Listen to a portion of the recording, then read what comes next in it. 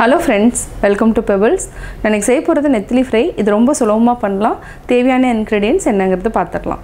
நெத்திலி மீன் 400 grams எடுத்துர்க்கேன். சின்ன வெங்காயம் 10, இஞ்சி, பூண்டு இது ரெண்டும் சேர்ந்து 1 டேபிள்ஸ்பூன் அளவுக்கு எடுத்துக்கலாம். 1/2 டீஸ்பூன் மிளகுத்தூள், மிளகாய்த்தூள் 1 tablespoon, garam masala 1/2 teaspoon, corn flour 2 teaspoon, Kashmiri மிளகாய்த்தூள் 1 டேபிள்ஸ்பூன், கடலை மாவு 1 டேபிள்ஸ்பூன் எடுத்துக்கலாம்.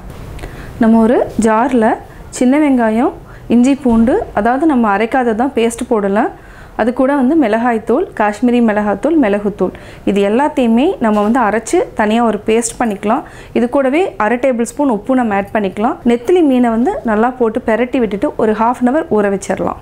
ஃபஸ்ட்டு நம்ம எல்லாத்தையும் மிக்சியில் அரைச்சிக்கலாம். சின்ன வெங்காயம், இஞ்சி, பூண்டு, மிளகுத்தூள், மிளகாய்த்தூள், கரம் மசாலா, காஷ்மீரி மிளகாய்த்தூள் ஃபஸ்ட்டு வந்து நம்ம இதையே பேஸ்ட் பண்ணிக்கலாம்.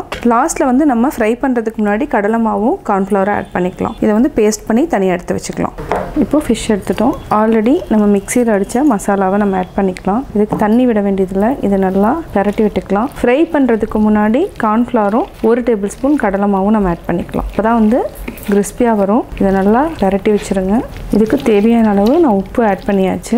இதுக்கு வந்து 1/2 டேபிள்ஸ்பூன் உப்பு ஆட் பண்ணியிருக்கேன். இது வந்து ஒரு 1/2 hour நல்லா ஊறட்டும். அதுக்கப்புறம் நம்ம எண்ணெயில் பொரித்து எடுத்துக்கலாம். 1/2 hour ஆயிடுச்சு.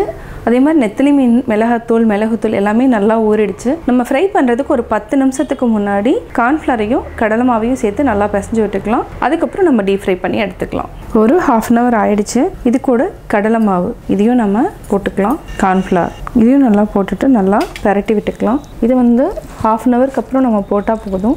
மசாலா நல்லா இறங்கிடுச்சு.